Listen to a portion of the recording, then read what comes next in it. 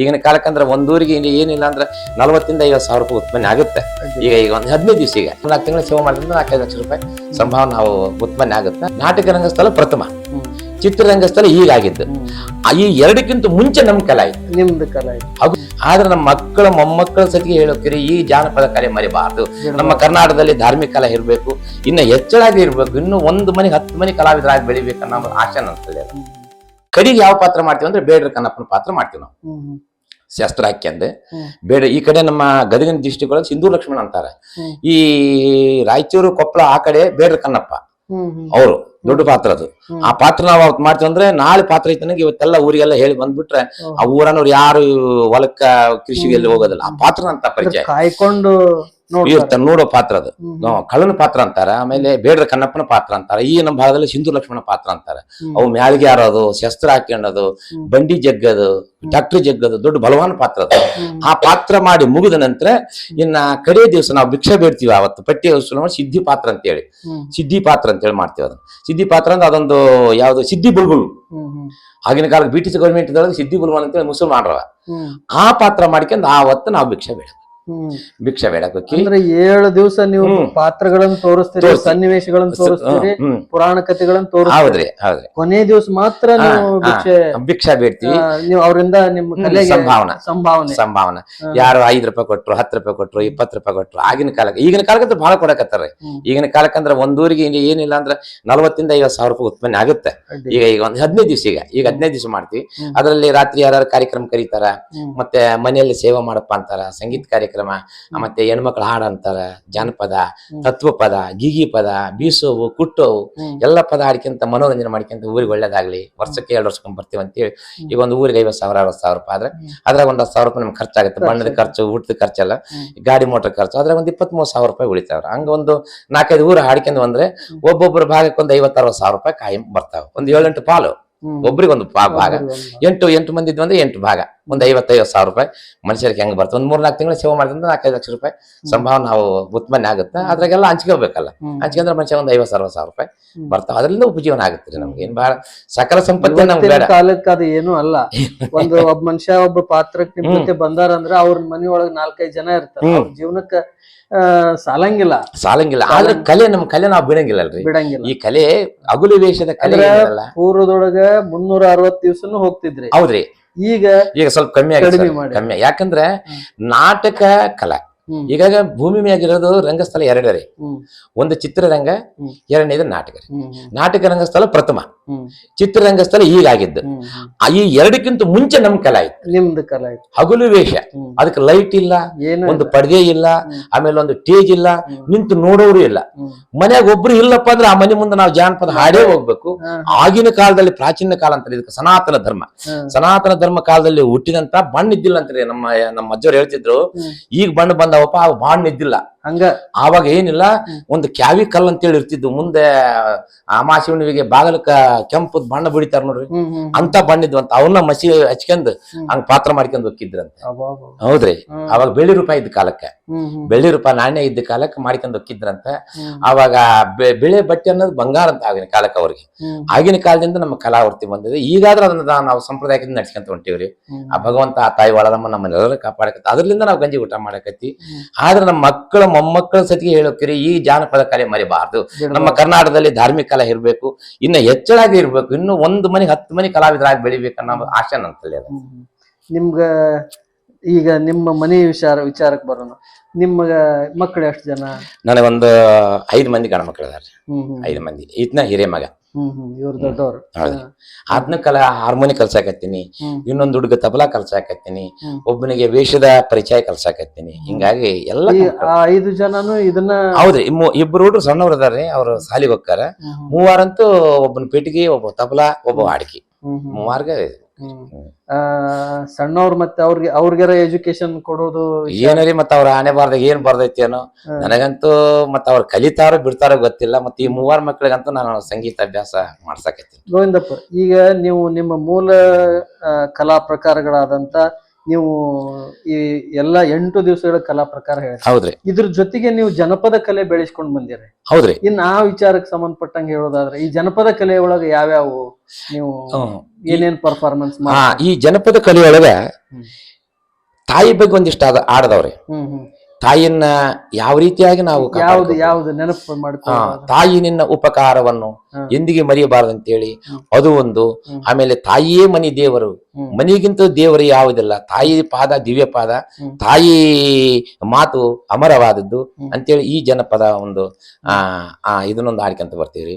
ಮತ್ತೆ ಜಗತ್ತಿನೊಳಗೆ ಎಲ್ಲಾ ಸಿಗ್ತೈತಿ, ತಾಯಿಗಿಂತ ಮಿಗಿಲಾದವ್ರು ಯಾರು ಸಿಗೋದಿಲ್ಲ ಅಂತೇಳಿ ಅವು ಆಡ್ಬೇಕಾದ್ರೆ ಎಲ್ಲಾ ಜ್ಞಾಪಕ ಬಂದ್ಬಿಡ್ತಾವ್ರಿ. ಈಗ ಸದ್ಯ ಅಷ್ಟು ತಕ್ಷಣ ಬರೋದಿಲ್ಲ, ಅವ್ ಬುಕ್ ನೋಡ್ಕೊಂಡ್ಬಿಟ್ರೆ ಜೊತೆಗೆ ಲಾವಣಿ ಪದ. ಹೌದ್ರಿ, ಬರ್ತಾವ ಲಾವಣಿ ಪದ ಬರ್ತಾವ, ಗಂಗಿ ಗೌರಿ ಪದನೂ ಬರ್ತಾವ್ರಿ, ಮತ್ತೆ ಕುಟ್ಟೋ ಪದ, ಬೀಸೋ ಪದ, ಆಮೇಲೆ ತತ್ವ ಪದ ಸರ್ವಜ್ಞಾನಿಗಳದು ಅವನು ಬರ್ತಾವ್ರಿ. ಮತ್ತೆ ಅವು ಆಡ್ಕೊಂತ ಹೋದ್ರೆ ಅವು ಒಂದು ಲೈನ್ ಮ್ಯಾಗೆಲ್ಲ ಪದ್ಧತಿ ಪ್ರಕಾರ ಮತ್ತೆ ಬರ್ತಾವ. ಈಗ ಶಿಶುನಾಳ ಯಾರು ತತ್ವ ಪದಗಳು ಶರೀಫ್ ಸಾಯರು ಅವನು ಮತ್ತೆ ಯಾರು ಹಾಡಂದ್ರೆ ಅವನು ಹಾಡ್ತೀವ್ರಿ. ದಾಸ ಸಾಹಿತ್ಯ ಯಾರು ಈಗ ಎಲ್ಲರ ಮನೆಗೆ ಹೋಗ್ತೀವಲ್ರಿ ನಾವು. ಈಗ ಜಂಗಮರ ಮನೆಗೆ ಹೋಗ್ತೀವಿ, ವೀರಶೈವರ ಮನೆಗೆ ನಮ್ಗೊಂದು ವಚನ ಹಾಡಪ್ಪ ಅಂತಾರ, ಅಲ್ಲಿ ಹಾಡ್ಬೇಕಾಗತ್ತೆ.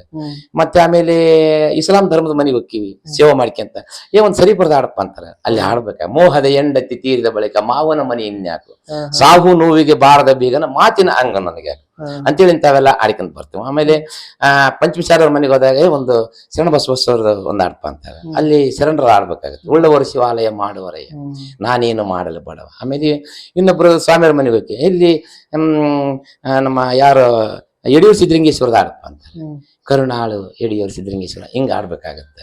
ಆಮೇಲೆ ಯಾರು ಒಂದ್ 5-6 ಮಂದಿ ಹೆಣ್ಮಕ್ಳು ಅಂತ ಏಯಪ್ಪ ಒಂದ್ ಜಾನಪದ ಹಾಡು ಅಲ್ಲಿ ಹಾಡ್ಬೇಕಾಗತ್ತೆ. ಊರು ಮುಂದಿನ ಬಾವಿ ಯಾರ ತೋಡಿದರೆ ಕಾಲು ಜಾರಿದರೆ ಕೈಲ ಇಂಥವೆಲ್ಲ ಆಡ್ಕೊಂತ ಇರೋದು. ಆಮೇಲೆ ಚಿನ್ನ ಮುತ್ತಿನ ಹಾರ ಮಾಂಗಲ ಭಾಗ್ಯ ಇಂಥವೆಲ್ಲ. ಆಮೇಲೆ ಇನ್ನೊಂದು ಬಿದುರು ನಾನ್ಯಾರಿಗಲ್ಲದವಳು, ಬಿದುರು ನಾನ್ಯಾರಿಗಲ್ಲದವಳು, ಹುಟ್ಟುತ್ತ ಹುಲ್ಲಾದೆ ಬೆಳೆಯುತ್ತ ಕಡ್ಡಿಯಾದೆ ನೀನ್ಯಾರಿಗಾದಲು ಮಾನವ.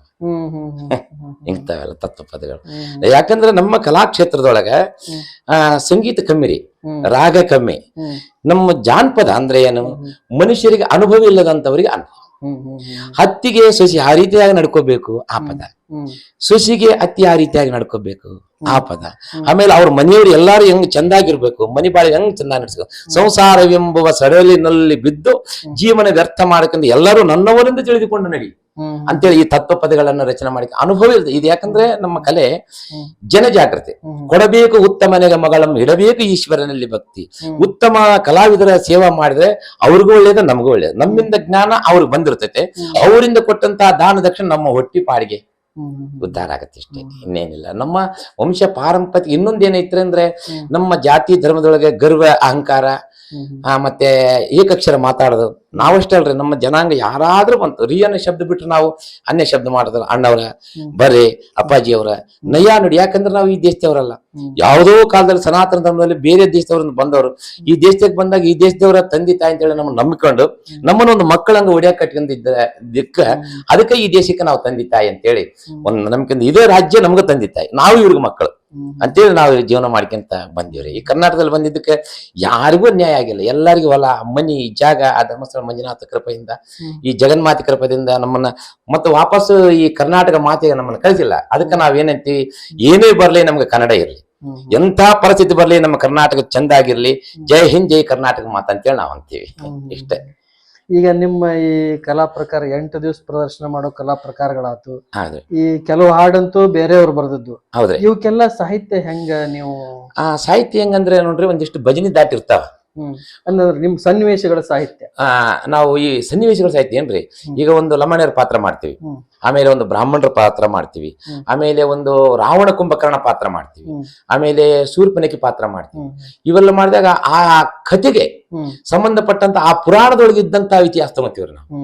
ಪುರಾಣದೊಳಗೆ ಇದ್ದಂತ ಇತಿಹಾಸ ತಗೊಂಡಾಗ ಹನುಮಂತ ರಾವಣಗ ಒಂದ್ ಸ್ವಲ್ಪ ವಾದ ಬರುತ್ತೆ, ಆಂಜನೇಯಗ ರಾವಣಾಸುರಗೆ ಒಂದು ವಾದ ಬಂದಾಗ ಅಲ್ಲಿ ಹೆಂಗ ಮಾತಿರ್ತಾವ, ಆ ಸನ್ನಿವೇಶಕ್ಕೆ ಸಂಬಂಧಪಟ್ಟಂತ ಅವನ್ನೆಲ್ಲ ರೆಕಾರ್ಡಿಂಗ್ ಮಾಡಿ ಅವನ್ನೆಲ್ಲ ನಾವು ಬರ್ಕೊಂಡು ಆ ಊರಾಗ ಹೋದಾಗ ಆ ಪದ್ಧತಿ ಪ್ರಕಾರ ನಾವ್ ಹೇಳ್ಕೊಂತ. ಅಂದ್ರ ನಿಮ್ಗೆ ಇವನ್ನೆಲ್ಲ ಸನ್ನಿವೇಶಗಳ ಮಾತುಗಳನ್ನ ಹಿರಿಯರು ಹೇಳಿಕೊಟ್ರು, ಅಥವಾ ಏನೋ ನೀವು ಬರ್ಕೊಂಡು ಇಲ್ರಿ ನಮ್ಮ ಹಿರಿಯರು ಪ್ರಾಚೀನ ಕಾಲದಲ್ಲಿ ದೊಡ್ಡವರು ಯಜಮಾನರು ಬರೆದಂತಹದ್ದ ಅವನ್ನ ನಾವು ಮತ್ತೆ ರಿಪೀಟ್ ಮಾಡ್ಕೊಂತ ಅವರಿಂದ ನಾವು ತಿಳ್ಕೊಂಡಿವಿ ಆ ತಿಳ್ಕೊಂಡು ಈಗ ಒಂದು ಅರ್ಧನಾರೀಶ್ವರ ಪಾತ್ರ ಅಂತ ಇದಾರೆ.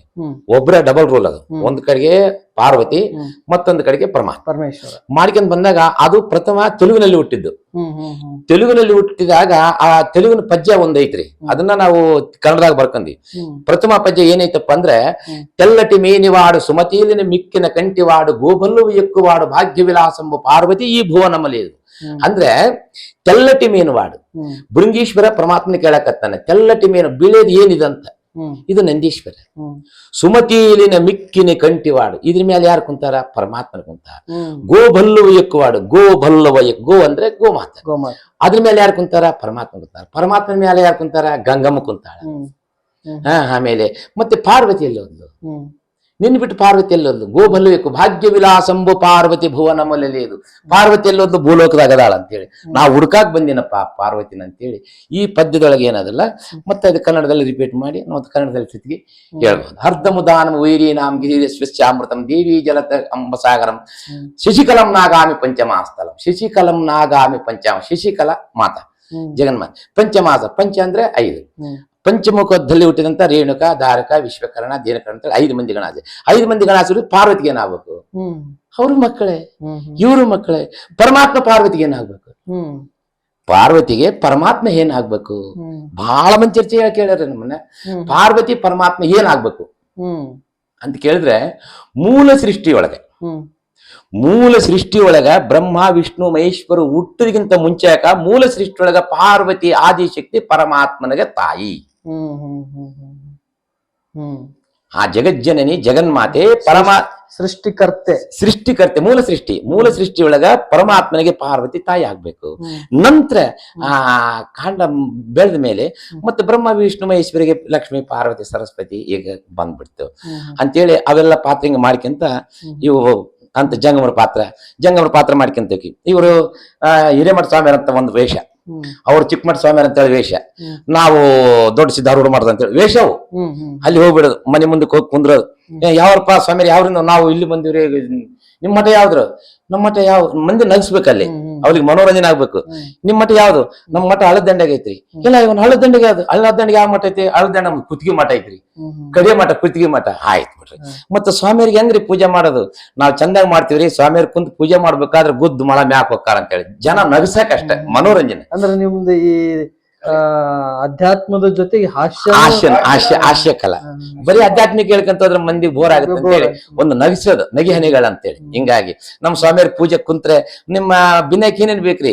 ನಮ್ ಬಿನಯ ಮಾಡ್ಬೇಕ 75 ಒಳಗೆ 85 ಕರಿಡವು, 101 ರೂಪಾಯಿ ದಕ್ಷಿಣ, ಒಂದು ಕಂಬಿಳಿ, ಒಂದು ಸರಟು, ಒಂದು ಉಂಗ್ರ, ಒಂದು ವಾಚು, ಒಂದು ಕೋಟು, ಒಂದು ಸರಟು.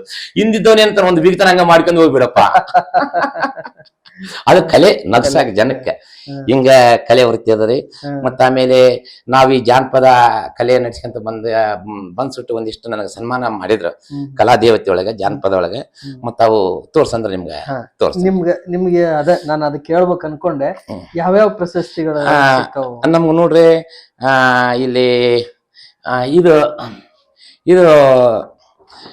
ಕರ್ನಾಟಕ ಮತ್ತು ತಮಿಳುನಾಡು ಜನ ನನ್ನ ಗುರುತಿಸಿ ಜಾನಪದ ಅಕಾಡೆಮಿ ಒಳಗೆ ನನಗೆ ಡಾಕ್ಟರೇಟ್ ಕೊಟ್ಟಿದ್ದಾರೆ. ಇದು ಆಮೇಲೆ ಇದು ಡಾಕ್ಟರೇಟ್ ಕೊಟ್ಟಿದ್ದಾರೆ. ಆಮೇಲೆ ಇದು ನಮ್ಮ ಕರ್ನಾಟಕ ರಾಜ್ಯ ನೀವು ಈಗ ಡಾಕ್ಟರ್ ಗೋವಿಂದಪ್ಪ. ಹೌದ್ರಿ, ಬಹಳ ಸಂತೋಷ. ಈಗ ಇದು ನಮ್ಮ ಕರ್ನಾಟಕದೊಳಗ ನಮ್ಮ ಗದಗಿನೊಳಗ ಕ್ರೀಡಾಂಗಣೊಳಗ ಗಣರಾಜ್ಯೋತ್ಸವದಾಗ ಕೊಟ್ಟಂತ ಸರ್ಟಿಫಿಕೇಟ್, ಗೌರ್ಮೆಂಟ್ ಸರ್ಟಿಫಿಕೇಟ್. ಗದಗ ಜಿಲ್ಲಾ. ಹೌದ್ರಿ. ಇದು ಕಲ್ಯಾಣ ಕರ್ನಾಟಕ. ಹೌದ್ರಿ. ಪ್ರಸಾರ ಭಾರತ ಸೌಂದರ್ಯ ಸ್ಟಾಫ್ ಕಮಿಟಿ ಕಾರಡಿಗೆ ಇವರು ನಮ್ಗೆ ಸರ್ಟಿಫಿಕೇಟ್, ಆನಂದ್ ಸಿಂಗ್ ಅಂತ ಹೇಳಿ ಪುಷ್ಪಾರ್ದವ್ರು. ಪ್ರಶಸ್ತಿ ಪತ್ರ. ಹೌದ್ರಿ. ಇದು ನಮ್ಮ ಸ್ವರ ಶ್ರದ್ಧಾಂಜಲಿ ಯರಗುಪ್ಪಿ ಲಿಂಗರಾಜ ಗುರುಗಳು ಅಂತೇಳಿ ಇವರು ದೊಡ್ಡ ಕಲಾವಿದ್ರಿ. ಇವರು ನಾಡಗೇರಿ ಸಂಸ್ಥಾನದಲ್ಲಿ ಮಿರಿಯಜು ನೀಲಕಂಠ ಭವ ಹತ್ರ ಅಭ್ಯಾಸ ಮಾಡಿದವರು, ದೊಡ್ಡ ನಮ್ಮ ಗುರುಗಳು.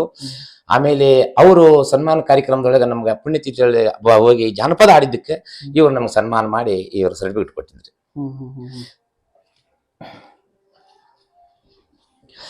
ಆಮೇಲೆ ಇದು ನನಗೆ ಡಾಕ್ಟರೇಟ್ ಕೊಟ್ಟಿದ್ದು ತಮಿಳುನಾಡು ಆಮೇಲೆ ಕರ್ನಾಟಕ ಸೇರಿ ಗುರುತಿಸಿ ಜಾನಪದ ಕಲೆಕ್ಕ ಗೌರವ ಡಾಕ್ಟರೇಟ್ ಕೊಟ್ಟಿದ್ರು. ಇದು MP ಪ್ರಕಾಶ್ ಅವ್ರದ್ದು ಹೌದ್ರಿ ಐತ್ ನೋಡ್ರಿ. ಹೌದ್ರಿ MP ಪ್ರಕಾಶ್ ಅವ್ರದ್ದು ಇತ್ರಿ. ಹಾ ಹಾ ಹಾ. ಹೌದ್ರಿ MP ಪ್ರಕಾಶ್ ಅವ್ರು ಕೊಟ್ಟಿದ್ದು. ಹ್ಮ್ ಹ್ಮ್ ಹ್ಮ್. ಹ್ಮ್ ಇದು ಆಮೇಲೆ ಜಿಲ್ಲಾಡಳಿತ ಕರ್ನಾಟಕ 66ನೇ ಗಣರಾಜ್ಯೋತ್ಸವದೊಳಗೆ ನಮ್ಮ ಗದಗಿನಲ್ಲಿ ಕ್ರೀಡಾಂಗಣದಲ್ಲಿ ಕೊಟ್ಟಿದ್ದು. ಗದಗ ಜಿಲ್ಲಾ ಹೌದ್ರಿ 66ನೇ ಕನ್ನಡ ಹೌದ್ರಿ ರಾಜ್ಯೋತ್ಸವ ಹೌದ್ರಿ ಪ್ರಶಸ್ತಿ. ಹೌದ್ರಿ ಹೌದ್ರಿ. ಹ್ಮ್ ಹ್ಮ್ ಹ್ಮ್ ಹ್ಮ್. ಅಡ್ಡಿ ಇಲ್ಲ. ಇಷ್ಟೆಲ್ಲಾ ಪ್ರಶಸ್ತಿಗಳು ಸಿಕ್ಕ ಮೇಲೆ ಈಗ ತಮಗ ಹಾ. ಕರ್ನಾಟಕ ಜನಪದ ಅಕಾಡೆಮಿ ಅವರು ಹೌದ್ರಿ 2024ರ ವಾರ್ಷಿಕ ಗೌರವ ಪ್ರಶಸ್ತಿಗೆ ತಮ್ಮನ್ನ ಆಯ್ಕೆ ಮಾಡಿ ಆಯ್ತ್ರಿ. ಮೊನ್ನೆ ಅನೌನ್ಸ್ ಮಾಡ್ಯಾರ. ಹೌದ್ರಿ. ಈ ಪ್ರಶಸ್ತಿ ಸಿಕ್ಕದ್ರ ಬಗ್ಗೆ ಏನ್ ಹೇಳ್ತಾರೆ? ನನಗೆ ಬಹಳ ಪುಣ್ಯ ರೀ. ಈಗೊಂದು ಬಹಳ ವರ್ಷದಿಂದ ನಾನು ಈ ಜಾನಪದ ಅಕಾಡೆಮಿ ಒಳಗೆ ಭಾಗವಹಿಸಿ ಈ ಸನ್ಮಾನ ನಾ ತಗೋಬೇಕು. ಇದುವರೆಗೂ ನನ್ನ ಗೌರ್ಮೆಂಟಿಂದ ಯಾವ ಸರ್ಕಾರ ಸೌಲಭ್ಯ ನನಗೆ ಸಿಕ್ಕಿಲ್ಲ. ಈ ವರ್ಷ ಅವರು ನನ್ನ ಗುರುತಿಸಿ ಈ ಕಲೆಗೊಂದು ಬೆಲೆ ಕೊಟ್ಟು ಇನ್ನು ಮುಂದೆ ಇದು ಪದ್ಧತಿ ಪ್ರಕಾರವಾಗಿ ಮನಿ ಪಾರಂಪರಿಕದಿಂದ ಬೆಳೆಸ್ಕೊಂಡು ಹೋಗಂತೇಳಿ ಈ ಗೌರವ ಸನ್ಮಾನ ಕೊಟ್ಟಿದ್ದಕ್ಕೆ ಅವರಿಗೆ ತುಂಬಾ ಹೃದಯದಿಂದ ನನ್ನ ಸ್ವಾಗತ. ಅಂದ್ರೆ ಕನ್ನಡ ಸಂಸ್ಕೃತಿ ಇಲಾಖೆ ಮತ್ತು ಜನಪದ ಅಕಾಡೆಮಿ ಕಾರ್ಯಕ್ರಮಗಳನ್ನ ಮಾಡಿರಿ ನೀವು? ಮಾಡೀವ್ರಿ. ಎಲ್ಲೆಲ್ಲಿ ಮಾಡಿರಿ ರಾಜ್ಯದೊಳಗ? ಈ ರಾಜ್ಯದೊಳಗ ಅಂದ್ರೆ ಇಲ್ಲಿ ವಿಜಯನಗರ ಸಾಮ್ರಾಜ್ಯದೊಳಗ ಹಂಪಿ ಕಾರ್ಯಕ್ರಮ ನಡೆಸಿಕೊಟ್ಟಿವಿ. ಹಂಪಿ ಉತ್ಸವ. ಆಮೇಲೆ ಇಲ್ಲಿ ಮೈಲಾರ ಅಲ್ಲಿನೂ ಇದೇ ಸಂಸ್ಕೃತಿ ಇಲಾಖೆ ಕಾರ್ಯಕ್ರಮ ನಡೆಸಿಕೊಟ್ಟಿವ್ರಿ. ಆಮೇಲೆ ದಾವಣಗೆರೆ ಬಾಡ ಚೌಕನೊಳಗ ಅಲ್ಲಿ ಪುಟ್ಟರಾಜಗೌಡ ಆಶ್ರಮದ ಅಲ್ಲಿನೂ ಒಂದ್ ನಡೆಸಿಕೊಟ್ಟಿವ್ರಿ. ಬೆಂಗಳೂರಲ್ಲಿ ಮೂರ್ ಸಲ ಬೆಂಗಳೂರು ಕಾರ್ಯಕ್ರಮದಲ್ಲಿ ಸಂಸ್ಕೃತಿ ಇಲಾಖೆಯಲ್ಲಿ ಮೆರವಣಿಗೆ ಕಾರ್ಯಕ್ರಮ ಮಾಡಿಕೊಟ್ಟಿವ್ರಿ. ಮಾಗಳ ಅಲ್ಲಿ ಮಾಗಳದಲ್ಲಿ ಕಾರ್ಯಕ್ರಮ ನಡೆಸಿಕೊಟ್ಟಿವ್ರಿ. ಇಲ್ಲಿ ಕೊರ್ಲಳ್ಳಿಯಲ್ಲಿ ಅಲ್ಲಿ ಕಾರ್ಯಕ್ರಮ. ಬೀದರ್ನೊಳಗ ಮೂರ್ ಸಲ ಬೀದರ್ನೊಳಗ ಕಾರ್ಯಕ್ರಮ ನಡೆಸಿಕೊಟ್ಟೇನ್ರಿ ಕಲಾಭವನದೊಳಗ. 2 ಸಲ ಜನಪದ ಸಂಗೀತ ಆಡೇನ್ರಿ. ಆಮೇಲೆ ಒಂದ್ಸಲ ನಾನು ವಾಲ್ಮೀಕಿ ಪಾತ್ರ ಮಾಡ್ಕೊಂಡು ಮೆರವಣಿಗೆ ಕಾರ್ಯಕ್ರಮದಲ್ಲಿ ಸತಿ ಕೊಟ್ಟೇವ. ಎಲ್ಲ ಸರ್ಟಿಫಿಕೇಟ್ ಅದಾವ, ಎಲ್ಲ ಕೊಟ್ಟಾರ್ರಿ. ಆಮೇಲೆ ಇಲ್ಲಿ ಬ್ಯಾಡಗಿ ತಾಲೂಕ್ ಬನ್ನೂರು ಅಲ್ಲಿನೂ ಕಾರ್ಯಕ್ರಮ ನಡೆಸಿಕೊಟ್ಟೇನ್ರಿ. ಗದಗಿನಲ್ಲಿ 2 ಸಲ ಕಾರ್ಯಕ್ರಮ ಜಾನಪದ ಕಾರ್ಯಕ್ರಮ ಬಹಳ ಚಲ. ಇದೆಲ್ಲ ತಾವು ಬೇರೆ ರಾಜ್ಯಕ್ಕೆ ಏನಾದ್ರು ಬೇರೆ ರಾಜ್ಯಕ್ಕೆ ಹೋಗಿವ್ರಿ. ಮಹಾರಾಷ್ಟ್ರಕ್ಕೆ ಹೋಗಿವ್ರಿ. ಮಹಾರಾಷ್ಟ್ರದಲ್ಲಿ ಔರಂಗಾಬಾದ್ನಲ್ಲಿ ಕಾರ್ಯಕ್ರಮ ನಡೆಸಿದ್ವಿ. ಜಾಲ್ನಾ, ಲಾತೂರು, ನಾಂದೇಡ್ ಅಲ್ಲೆಲ್ಲ ಕಾರ್ಯಕ್ರಮ ನಡೆಸಿಕೊಟ್ಟಿವ್ರಿ. ಆದ್ರೆ ಕನ್ನಡ ಸಮಾಜ ಆದವ್ರು ಕರ್ಸ್ಯಾರ ನಮ್ಮನ್ನ ಕರೆಸಿ ಕಾರ್ಯಕ್ರಮ ನಡೆಸಿಕೊಟ್ಟಿವಿ. ಕನ್ನಡ ಸಂಘಟನೆಯವರು. ಹೌದ್ರಿ. ಕನ್ನಡ ಆ ಕಡೆಯಿಂದ ಮರಾಠಿ ಬರೋದಲ್ಲ, ನಮ್ಗೆ ಮರಾಠಿನೂ ಬರೋದಲ್ಲ. ಈ ಜಾನಪದ ಅಂದ್ರೆ ಮರಾಠಿ ದೇಶದಲ್ಲಿ ಗೊತ್ತೂನೇ ಇಲ್ಲ. ಅಲ್ಲಿ ನಮ್ಮ ಔರಂಗಾಬಾದ್ನಲ್ಲಿ ಹೆಗಡೆಯವರು ಸಮಾಜ ಬಾಳ ಅದ. ಅವ್ರು ನಮ್ಮನ್ನ ಕರೆಸಿ ಈ ಜಾನಪದ ಪುರಂದರ ತತ್ವ ಆಮೇಲೆ ರಾಘವೇಂದ್ರ ಸ್ವಾಮಿಗಳ ಗೀತೆಗಳು ಅವನ್ನೆಲ್ಲ ಆಡಿಸಿ ನಮಗೆ ದಸರಾ ದೀಪಾವಳಿ ಕಾರ್ಯಕ್ರಮದಲ್ಲಿ ಅಲ್ಲಿ ಎಲ್ಲ ಮಾಡಿಸಿಕೊಟ್ಟಾರ್ರಿ. ಆಮೇಲೆ ಇಲ್ಲಿ ಮಧ್ಯಪ್ರದೇಶದೊಳಗೆ ಹೋಗಿದ್ವಿ, ಸಾಗರ. ಅಲ್ಲಿ ನಮ್ಮ ಕರ್ನಾಟಕ ಸಮಾಜದವ್ರು ಅದಾರ, ಅಲ್ಲಿನೂ ಕಾರ್ಯಕ್ರಮ ನಡೆಸಿಕೊಟ್ಟಿವಿ. ಆಮೇಲೆ ಛತ್ತೀಸ್ಗಢದೊಳಗೆ ಬಿಲಾಯ್ ಅಂತ ಕ್ಷೇತ್ರ ಅದ, ಬಿಲಾಯ್ ಇಸ್ಟ್ ಪ್ಲಾಟ್ ಅಂತೇಳಿ. ಅಲ್ಲಿ ಬಿಲಾಯ್ ಫ್ಯಾಕ್ಟ್ರಿ ಒಳಗ ನಮ್ಮ ಕರ್ನಾಟಕದ ಮಂದಿ ಅಲ್ಲಿ ನೌಕರಿ ಮಾಡೋರು ಬಹಳ ಮಂದಿ ಅದಾರ.